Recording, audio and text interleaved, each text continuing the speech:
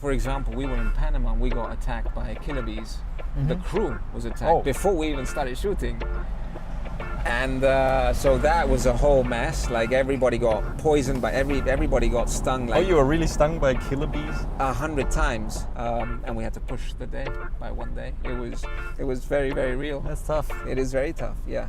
And then obviously Top Gear that I'm shooting now is a really cool show because you get to test all of the supercars and do a bunch of things that you wouldn't normally do on the road. And we're going to these very extreme locations and having fun with cars. So, welcome to Cinema 5D on the Go.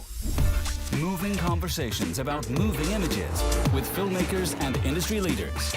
Brought to you by Kessler Crane, Fujinon, G Technology, and Schneider, in association with Sony.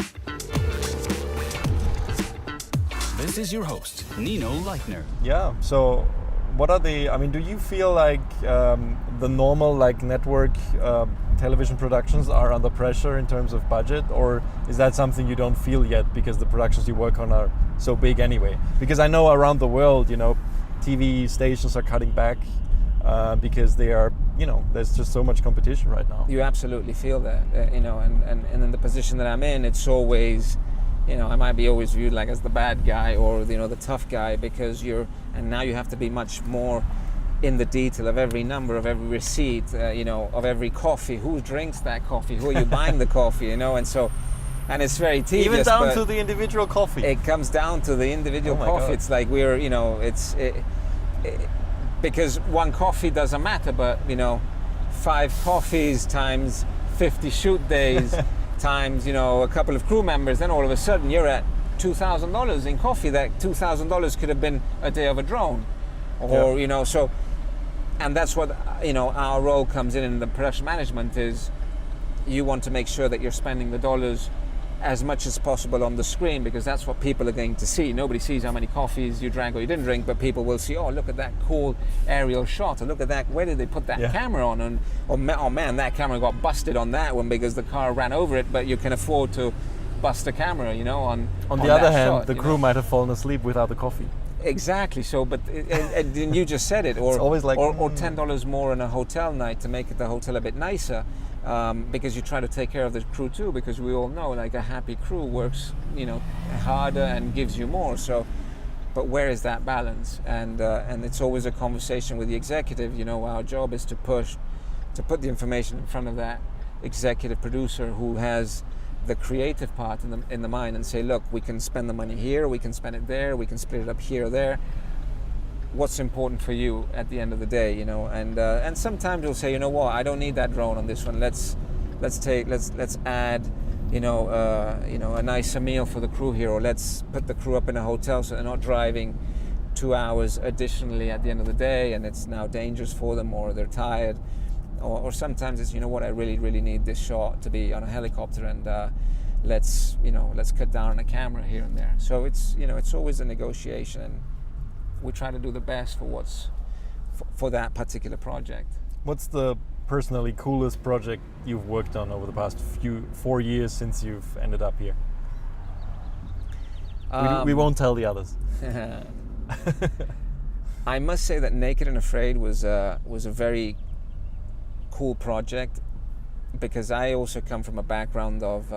Can you explain what it is about for people who don't know it? So Naked and Afraid is... the premise is we've got a male and a female that don't know each other, stripped naked, no clothes, nothing, and they're dropped off in a location that is unknown to them, and they've got to survive for 21 days. And they're only given 3 items to survive. Mainly it's a machete, a fire starter, not a lighter, but like an actual fire starter, and maybe a pot if they need to boil water. And they don't know each other. They meet on site for the first time in a location that they've never been to.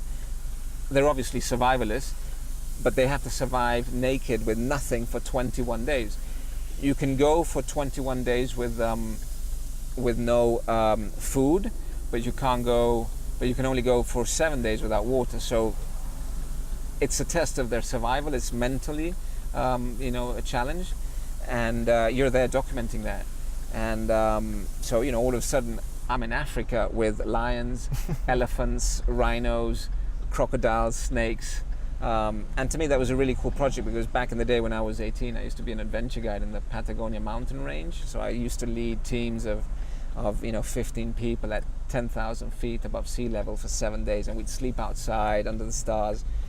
So this was a way to marry production world with nature and adventure, and get to see places that I would have never imagined that I could just be in. All of a sudden, Africa, listening to the lions roar.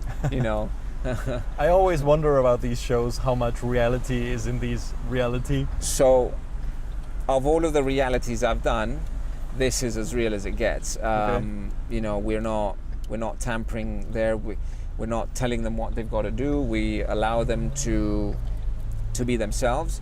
I mean, obviously obviously I can't talk a lot about the details, of course, but from a production side, you're showing them a way where as production there's water somewhere that you don't tell them where it's at, but we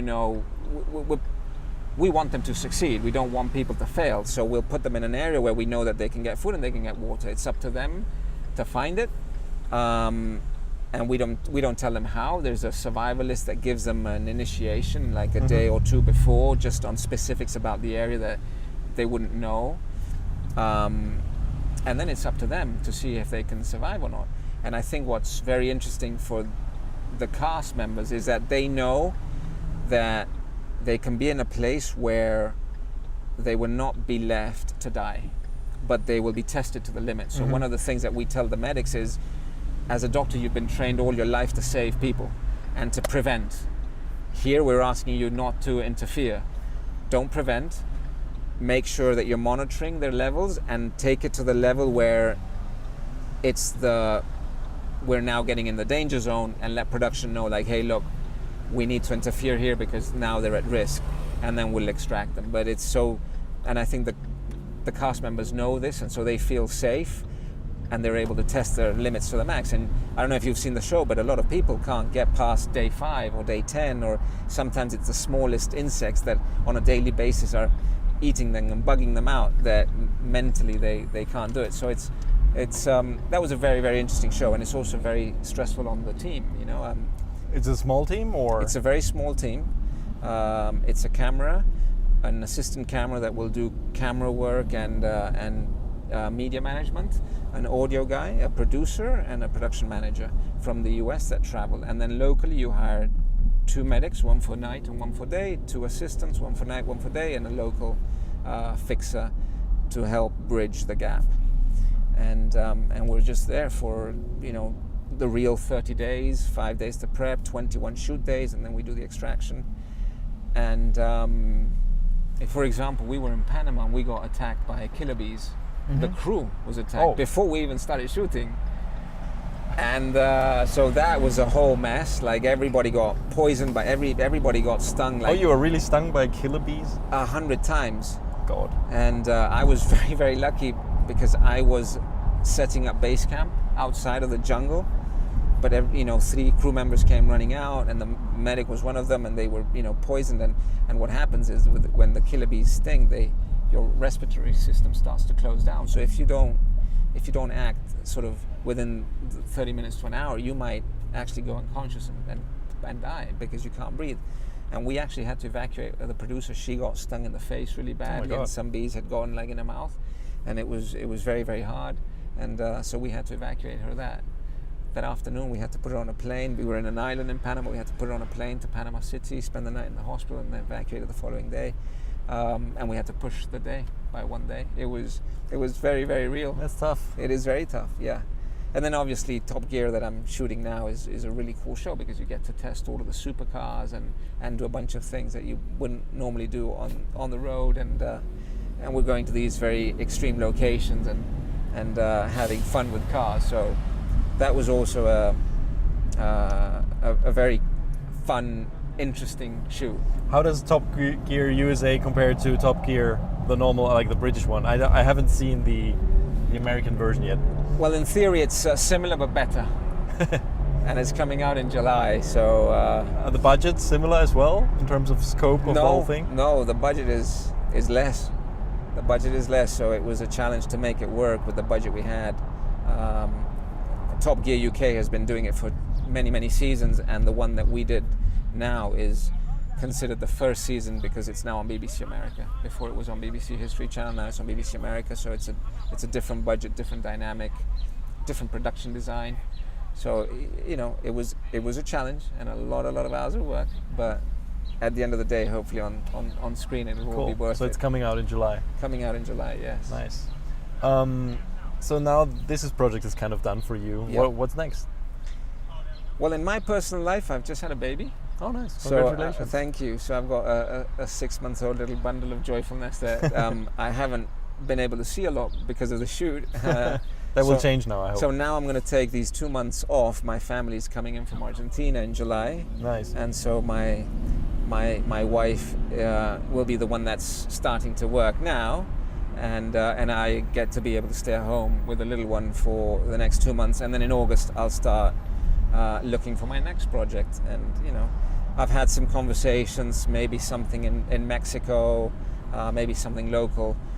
As a freelance, you never know where you're going to go, and you have to be open for everything. You know, Yeah. I've got dual citizenship, UK and Argentine passport, so I can work pretty much anywhere in South America or That's Europe, perfect. and it just all depends. And also the fact that you speak Spanish is a big plus, I'm sure. That is a very, very big plus here in especially here in Los Angeles, because we're so close to Mexico. Half of the population here speaks Spanish, and because a lot of the projects are also done in South America, because we're so close, it's always very tempting for executives to hire somebody that is a fluent bilingual person, because it always helps when you're on location trying to deal with locals, if you know how to speak the language, and even better if you understand their culture. As a Latin person, it's always easier to understand that culture. Yeah.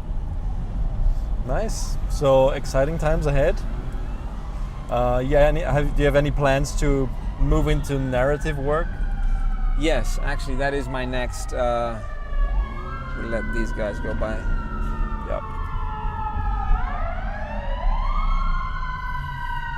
So we should not mess with the fire brigade.